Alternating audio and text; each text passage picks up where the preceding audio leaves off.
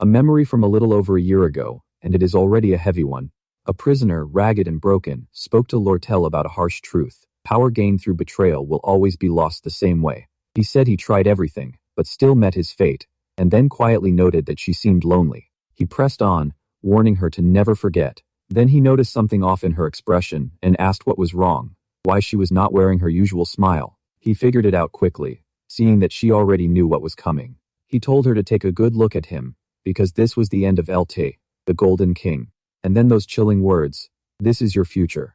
Back in the present, Lortel sat there stunned, wondering why those words, which felt like a curse, still echoed in her ears. She turned and saw Ed standing there, looking at her. Ed simply said, "It is just how things turned out." The contract was laid out. Ed would cooperate with the investigation against Lortel, while Dune would fund his early graduation and expenses. Dune summarized it neatly. Dune supports Ed's early graduation, and Ed helps expose Lortel's crimes. Lortel struggled to process what was happening. She finally admitted that it could not be helped, but Dune casually remarked that tying Lortel down alone would not be enough to deal with her. Ed questioned Dune, asking if he really thought he'd taken care of Lortel just by taking over the Sylvania branch. Dune smugly said, "Of course." Dune explained that the main branch in Oldic saw Lortel as a remnant of a bygone era, a view he shared. He added that she had managed to keep everything under control over the break, which had made his move possible. He noted that the Sylvania branch had been left unoccupied for a while, giving him free rein, and that he had found a surefire way to take her down. Now all they needed was to make sure she could not do anything for the next 3 days. Dune admitted surprise at Ed's quick cooperation, thinking they were close to the company leader, but Ed brushed it off. Ed said he was always willing to cooperate if the conditions were good, and betraying Lortel was no big deal. But he wanted guarantees. How would Dune deal with Lortel, and how could a mere trading company member accelerate his graduation? Dune repeated, "A guarantee," and smiled confidently. He then revealed how long he had been waiting for a chance at power in the L2 trading company. He stayed quiet through LT's fall, the chaos in Oldic, and the dangers Sylvania faced, biding his time for 5 years. Ed questioned if Dune really expected him to trust based on that, considering he had remained still through all those events.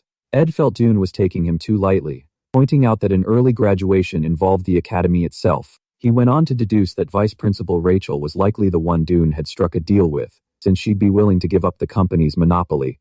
Ed quickly pieced it together, pointing out that an early graduation guarantee meant the academy itself had to be involved, and that the L Trading Company's monopoly was Lortel's doing, so there were faculty members who disliked her. He ruled out Principal Abel and the Dean, since they were not into underhand deals, and concluded that Dune must have struck a deal with someone else. That someone was Vice Principal Rachel, who would jump at the chance to break the company's monopoly on goods. Dune admitted Ed was impressively insightful, admitting he'd figured it all out from a single contract, and called it a good thing they were not enemies. Then Dune asked if Ed understood just how screwed Lortel was in that situation. He laid it out bluntly. There was no hope for her, and the next company leader would come from one of the 6 great merchant elders.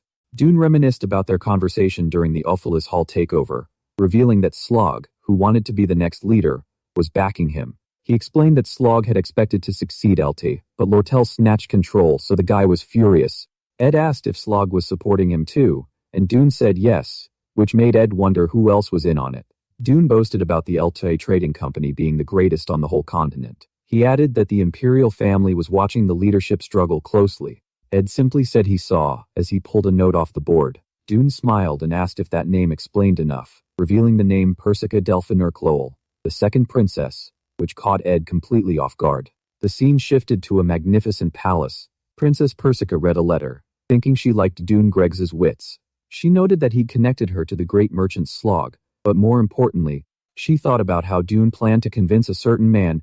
That man had the trust of Phonia, and was someone even Salaha was wary of. He was the same man the hero Lucy Merrill obsesses over, and he was the survivor of the RothTaylor family, who regained his status just before the family's fall, making him a key piece in the race for the throne. Persica stepped onto the balcony, smiling as she thought of Ed RothTaylor's name. She said she'd like to meet him soon. 2 days before the semester began, the scene showed a large building at night. Brianna asked if Ed RothTaylor was trustworthy, and Dune replied that he talked like a merchant and that Ed seemed to care a lot about graduation.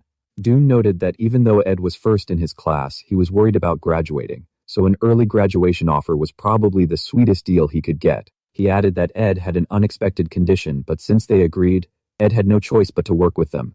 and Rihanna was surprised. Dune explained that Ed planned to kidnap someone and wanted a place to imprison them, saying it was for researching aspect magic like Professor Glast. Dune said he verified that Ed could actually use aspect magic, so he let Ed use the underground storage as a prison, admitting he did not know why Ed needed it, but that Ed was not clean either. Dune called it beneficial for them too, and Rihanna asked why. Dune smugly noted they now had one of Ed's weaknesses, and since he was staying in the building, it was even easier to keep an eye on him. Classic schemer move, right? He explained that the whole reason they brought Ed into the fold was to gain Princess Persica's approval and to break the acting company leader's heart. So in the end, it did not matter how trustworthy Ed was. All the uncertain variables were now gathered in one building, and Dune just had to watch over it for the next 2 days. He'd even doubled the number of guards, playing it extra safe. Talk about overkill. But then, a distant roar echoed through the air, followed by a thunderous crash that shook the ground. An explosion erupted nearby, sending debris flying and knocking people off their feet. Stones and rubble scattered everywhere as guards groaned in pain. From the smoke, a figure stepped out, speaking with cold confidence. "I know everything, so I will make this quick," the intruder demanded. "Where is Isla Triss?" Dune's eyes widened as recognition hit him. Tayley McLore. That name sent a chill down his spine. He realized Tayley knew that Isla Triss was being held here, and panic began to set in. How could he know already? This was way too soon. A horrible thought struck Dune. Could it be?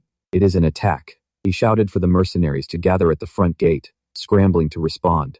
Meanwhile, back in the dim prison cell, a heavy door creaked open, and light flooded in, revealing Lortel's face after days of captivity.